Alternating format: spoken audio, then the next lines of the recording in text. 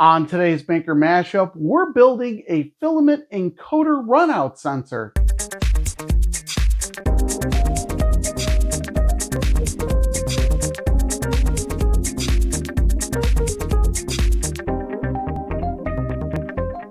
So today we're going to be building a filament encoder runout sensor.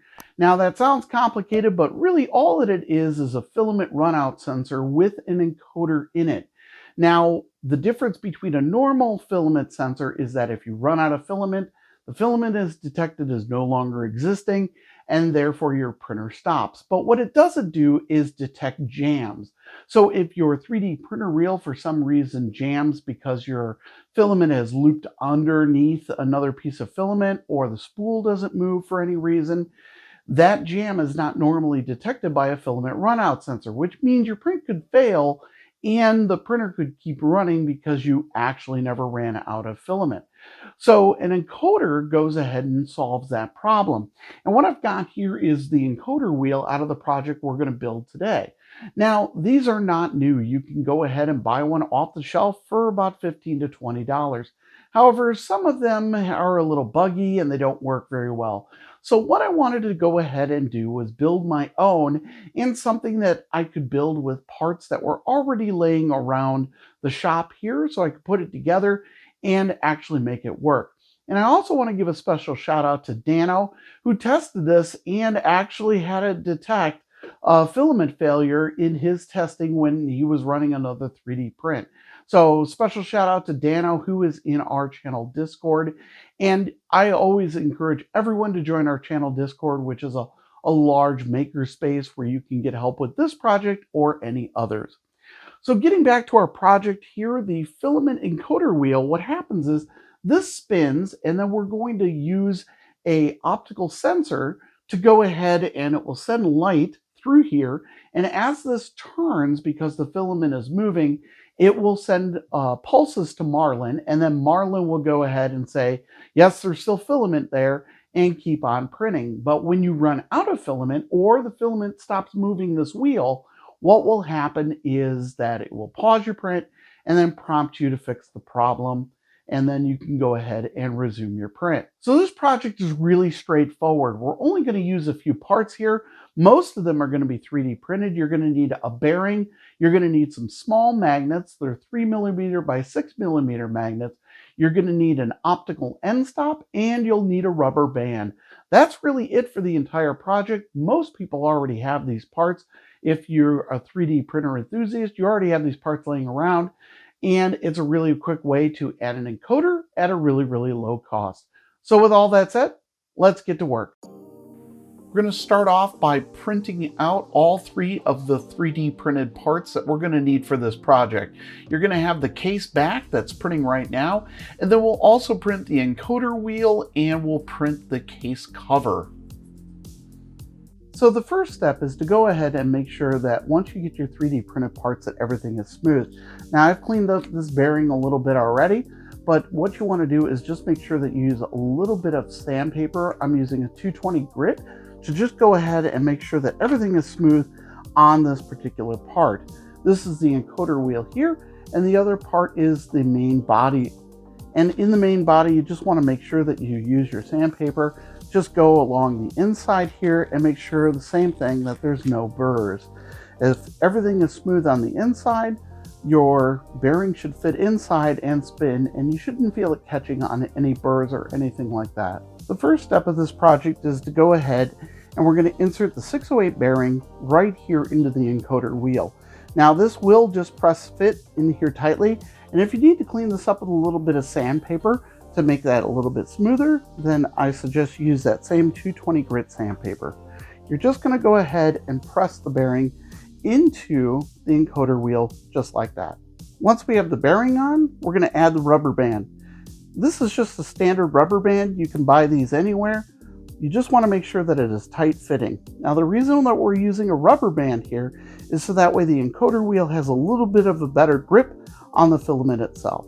So you just want to make sure that you push this into place and it rests within the groove of the encoder bearing. Once the encoder bearing is done, we're just going to simply insert this into the 3D printer part, and you can see that it spins freely. Now we're going to go ahead and take our optical end stop. And if you look right in here, you'll see there's a little pin. That's for this hole here. And you're just going to go ahead and slide this in and have it stick on that hole. And then you'll go ahead and use your M3 6mm screw. It's a little bit shorter, but the 6mm makes sure that it will attach here and not push through the other side. Now, to make the filament transition pretty smooth here, what we're going to do is we're going to use these M10, and we'll just screw these in here, and then we'll just go ahead and use a wrench to tighten everything up.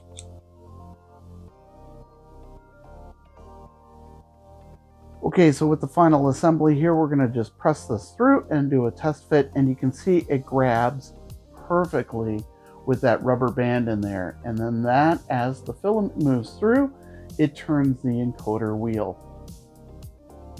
So the cover is pretty straightforward to assemble. Now, I went with magnets because I wanted to go ahead and make sure that you could have easy access to it. So ultimately, this will be our finished product. So what we're going to go ahead and do now is we're going to use these 3x6 magnets, and we're going to insert them into this and then attach it to here. Now, there is a little bit of a trick here to these magnets.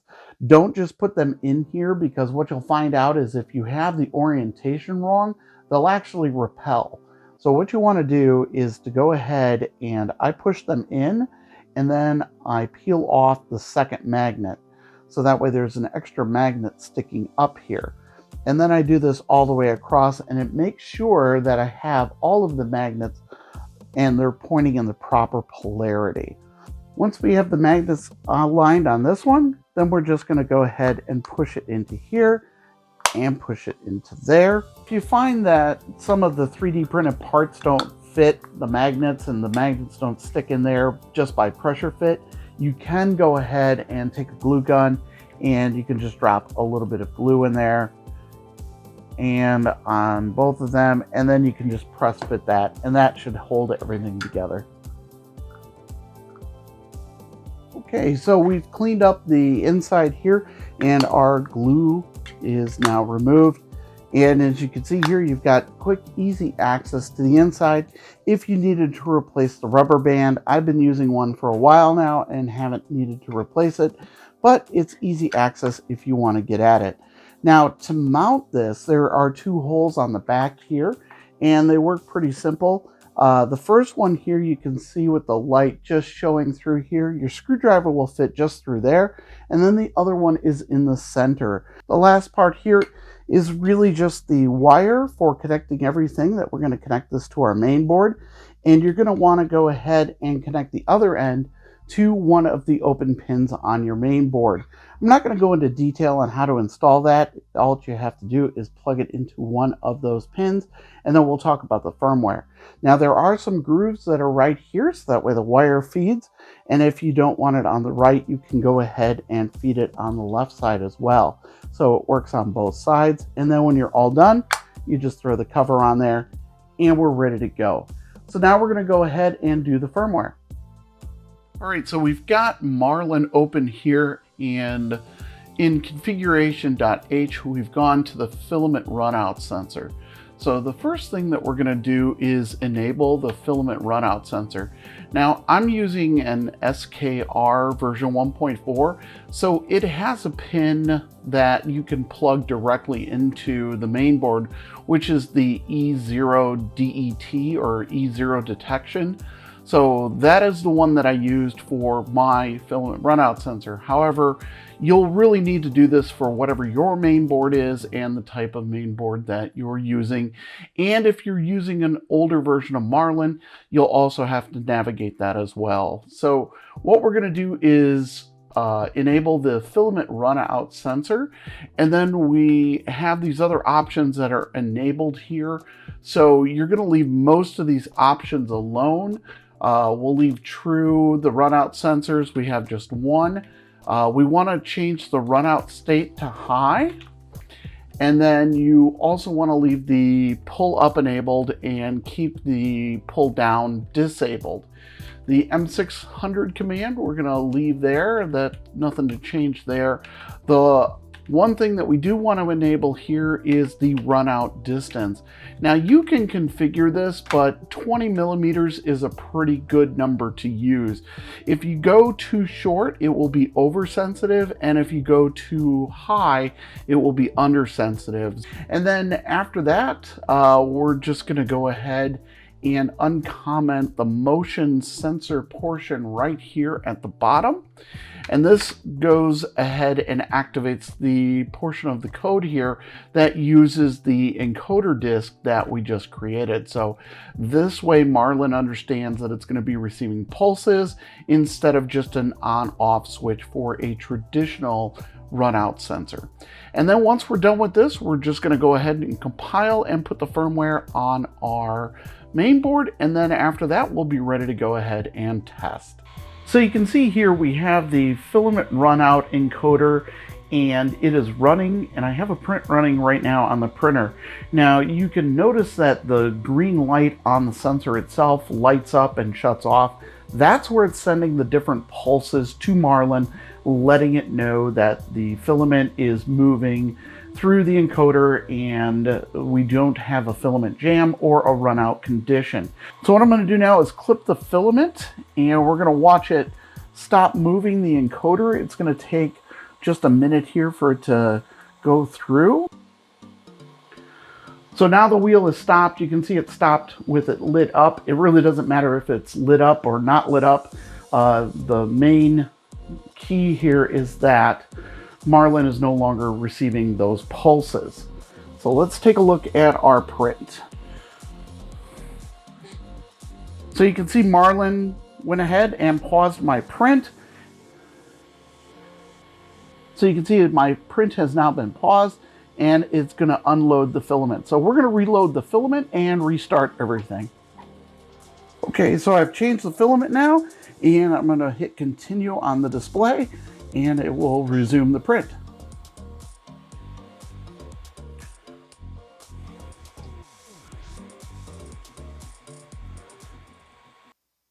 So as you can see, this project is really pretty simple to put together. Most of it is 3D printed parts, and if you have the rest of the parts laying around your shop, then you should easily be able to put this together in roughly an hour once those prints are finished. Recompiling the firmware goes really, really quick, so you're up and running with your own encoder runout sensor in no time at all.